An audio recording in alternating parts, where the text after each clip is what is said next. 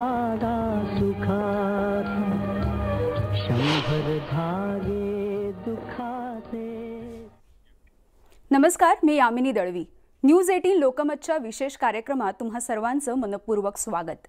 उपेक्षित गदिमा, एका महाकवीच्या नावाआधी उपेक्षित असं विशेषण लावावं लागतंय, हेच खरं तर आपलं दुर्दैव। पण जागतिक पातळीवरती नावलौकिक मिळवलेल्या महाराष्ट्रातल्या अनेक लेखक आणि कवींच्या वाट्याला आजपर्यंत उपेक्षाच आली आहे। आणि त्यातलंच एक महत्त्वाचं नाव म्हणजे ग दी माडगूळकर, ज्यांनी रचलेल्या भूपाळीनं आपल्या दिवसाची सुरुवात होते आणि ज्यांची गाणी ऐकता ऐकता आपली रात्र सरते, हे नाव म्हणजे गदिमा, ज्यांनी गीतरामायण सुद्धा रचलं, ज्यांनी असंख्य हिंदी आणि मराठी चित्रपटांच्या पटकथा रचल्या, ज्यांचा पद्मश्री या सर्वोच्च पुरस्कारानं गौरवही झाला। या महाकवीचं घर सध्या शेवटच्या घटका मोजतंय अशा अवस्थेत आहे। या सगळ्याचा परमार्श आपण घेणार आहोत, पण त्याआधी बघूयात गदिमांच्या कारकिर्दीचा आढावा घेणारा न्यूज 18 लोकमतचा स्पेशल रिपोर्ट। नाच रे मोरा आंब्याच्या वनात, नाच रे मोरा नाच रे मोरा। या गाण्यामुळे आपल्या सगळ्यांचं बालपण सुंदर करणारे गदिमा इंद्रायणी सारखी देवाची आळंदी लागली समाधी लागली। या भक्ती गीतातून साक्षात आळंदीचं दर्शन घडवणारे गदिमा एक धागा सुखाचा शंभर धागे दुखाचे। ह्या गाण्यातून जगाच्या पाठीवरचं दुःख समजावून सांगणारे गदिमा। शंभर धागे एकीकडे माणुसकीच्या शत्रूसंग युद्ध आमचं सुरू, या गाण्यातून देशप्रेमाचं ओतप्रोत वर्णन करणारे गदिमा।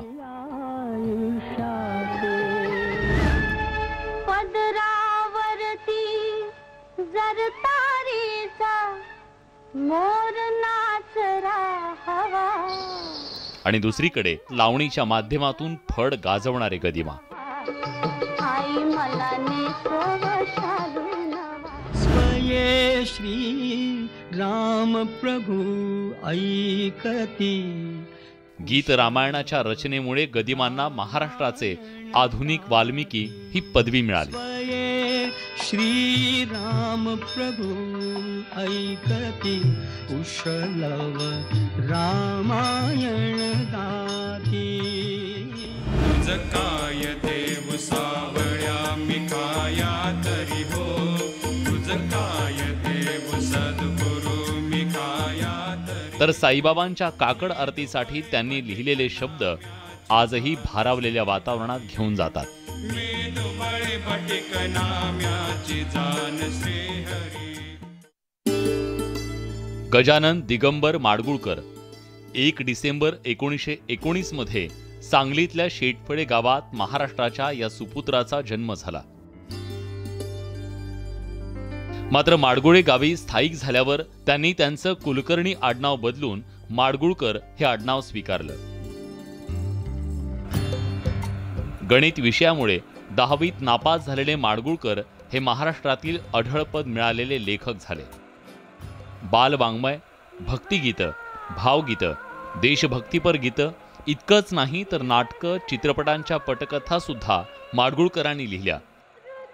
1950 मधला पुढचं पाऊल, 52 मधला लाखाची गोष्ट, 53 मधला गुळाचा गणपती, 60 मध्ये जगाच्या पाठीवर, 1967 साली आलेला संथ वाहते कृष्णामाई, मुंबईचा जावई अशा अनेक मराठी चित्रपटांचं लेखन त्यांनी केलं।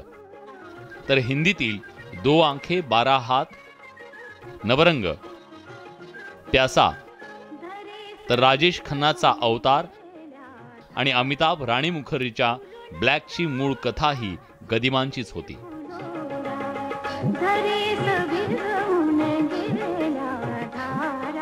गदिमांनी सुमारे 2000 गाणी लिहिली, तर काही चित्रपटांमध्ये त्यांनी केलेल्या भूमिकाही गाजल्या।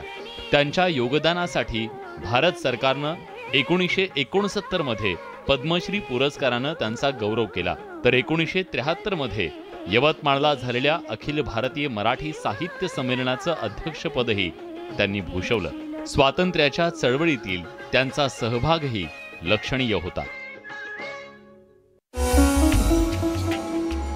संयुक्त महाराष्ट्राच्या निर्मितीनंतर यशवंतराव चव्हाणांनी गदिमांची राज्यपाल कोट्यातले आमदार म्हणून विधान परिषदेवर नियुक्ती केली.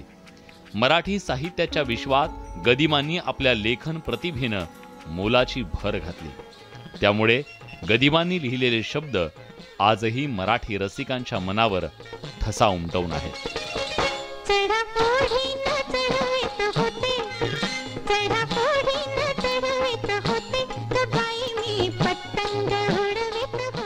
Bureau report, news 18 Lokmat.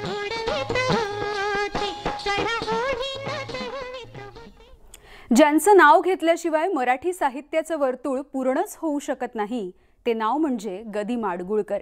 मात्र त्याच गदिमांची उपेक्षा झाली आहे असं म्हणावं लागतंय. आणि याचं कारण म्हणजे गदिमांचं पडझड झालेलं आणि शेवटच्या घटका मोजत असणारं घर. जे माडगुळे गाव हेच गदिमांची ओळख बनलं, त्याच गावातल्या त्यांच्या घराची आज अक्षरशः दुर्दशा झाली आहे. त्यामुळे मराठी साहित्यातल्या आधुनिक वाल्मिकीला न्याय नेमका कोण देणार असा सवाल जणू काही हे घरच विचारतंय. गीत रामायण हे सगळं भारावलेलं लिहिणारा माणूस याच घरात वाढला. याच घरानं त्या लेखकाचे श्वास अनुभवले. मात्र आज तेच घर गुदमरतंय.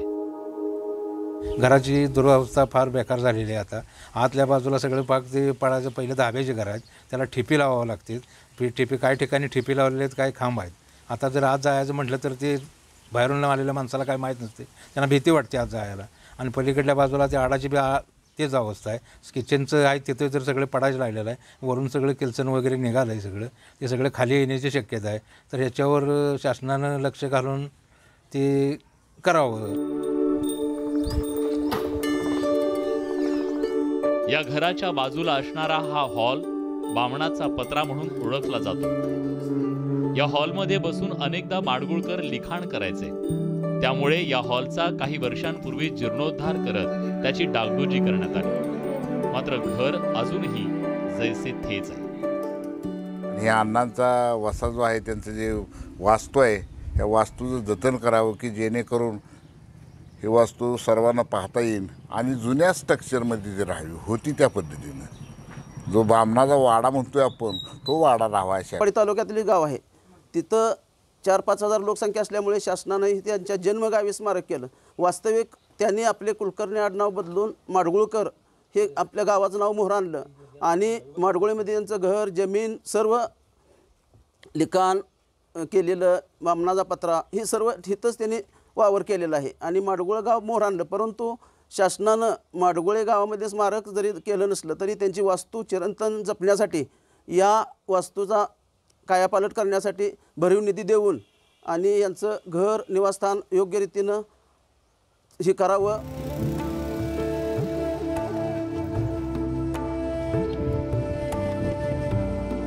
गदिमांच्या नावानं माडगुळे गावात शाळा बांधली आहे. गदिमा पार बांधलाय.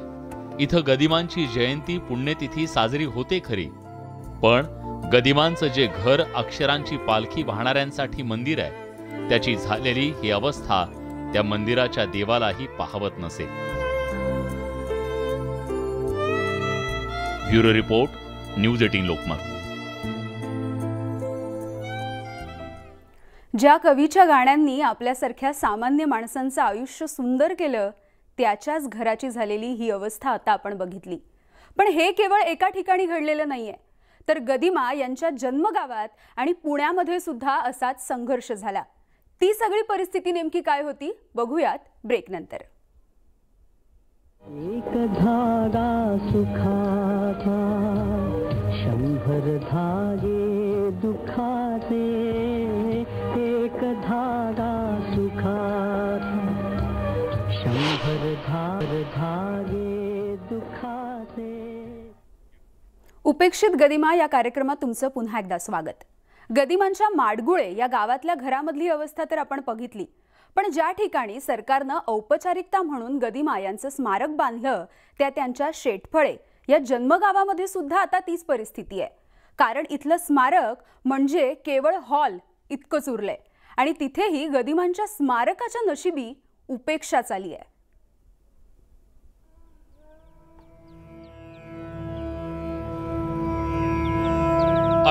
जून 2008 सांगलीचे पालकमंत्री पतंगराव कदम यांच्या उपस्थितीत गदिमांच्या जन्मगावी म्हणजेच शेटफळे गावातल्या या स्मारकाचं उद्घाटन झालं.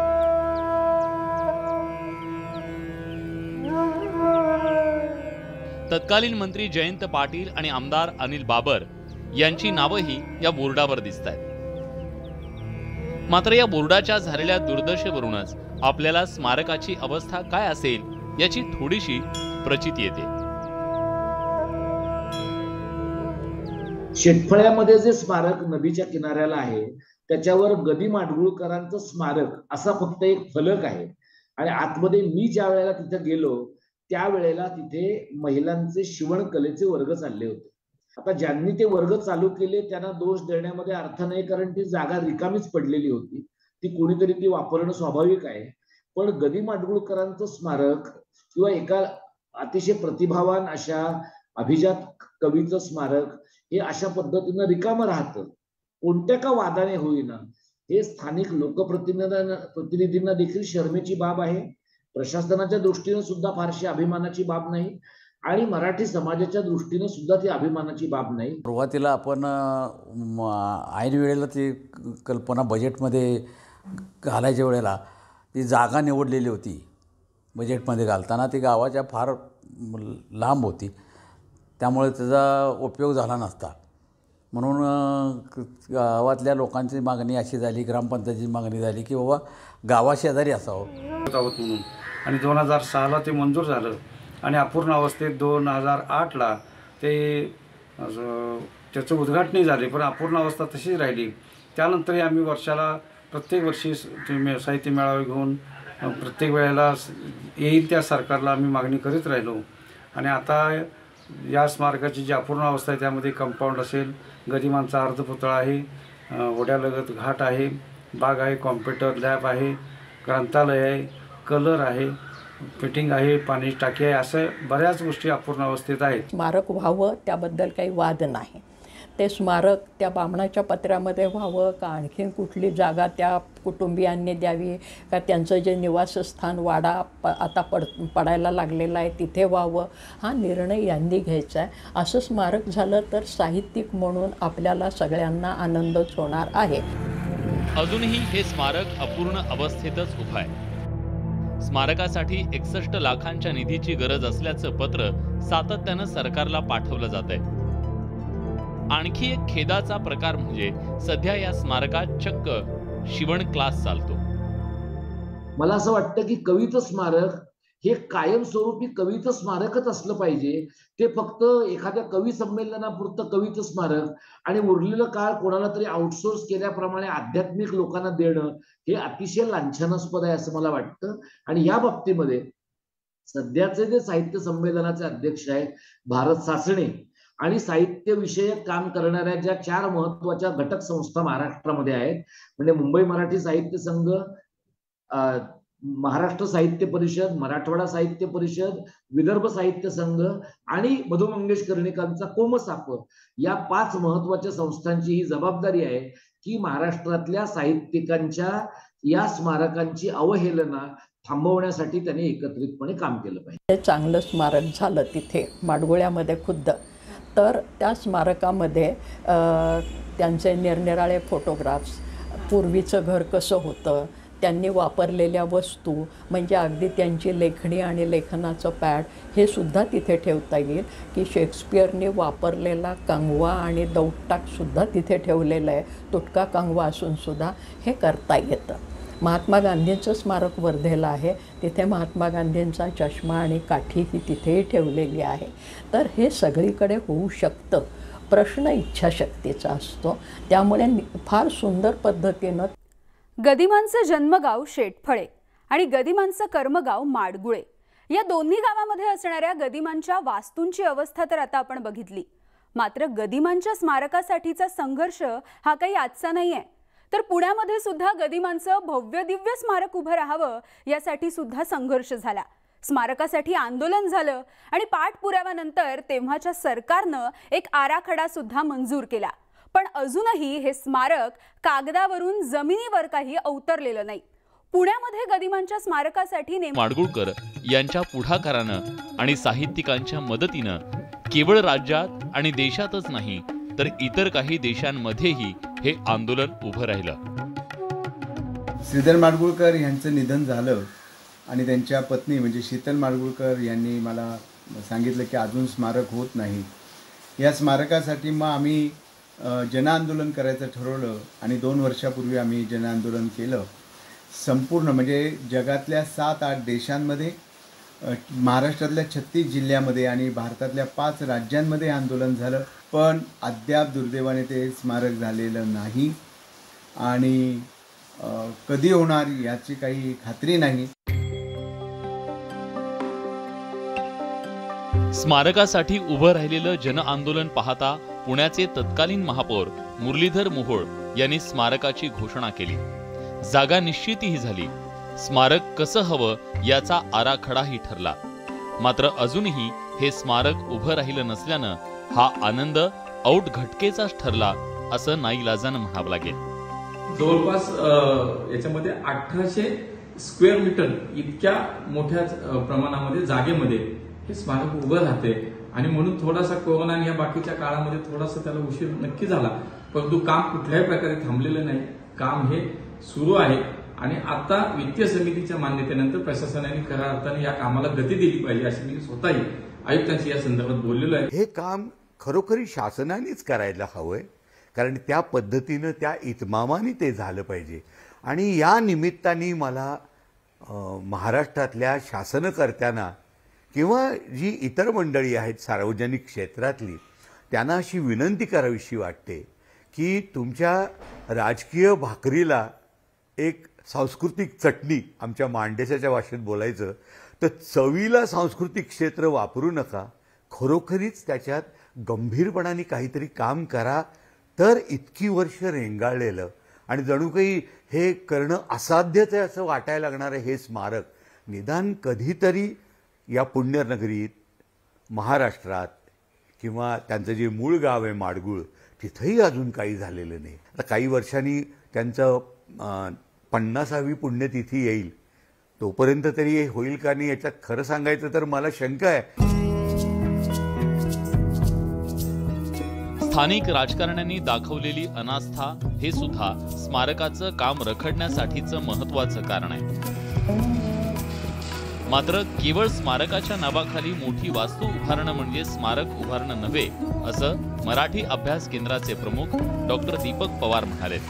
कवीचं स्मारक, साहित्यिकाचं स्मारक, एखाद्या भाषाप्रेमी अभ्यासकाचं स्मारक हे सर्व थरातल्या घटकातल्या लोकांना आपलंसं वाटेल, ऍक्सेसिबल वाटेल, झेपणारं वाटेल, पटणारं वाटेल, पचणारं वाटेल अशा पद्धतीचं ते केलं. बालपणी गदिमा हे बालभारतीच्या पुस्तकातून भेटले, मग आजी आजोबांच्या गाण्यांमधून भेटले, तरुणपणात जीवलगा कधी रे येशील तू या हाकेमधून जाणवले आणि आता जग हे बंदी शाळा या गीतांमधून सापडले. मात्र त्यांच्याच आठवणी जाग्या ठेवण्यासाठी त्यांच्या स्मारकासाठी करावा लागणारा हा संघर्ष रसिक म्हणून संताप आणणार आहे.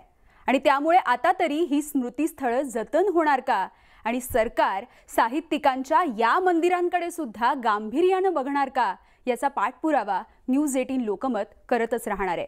तुर्तास या कार्यक्रमामध्ये इथेच थांबूयात. पाहत रहा न्यूज 18 लोकमत. एक धागा सुखाचा, 100 धागे दुखाचे. एक धागा सुखाचा, 100 धागे दुखाचे.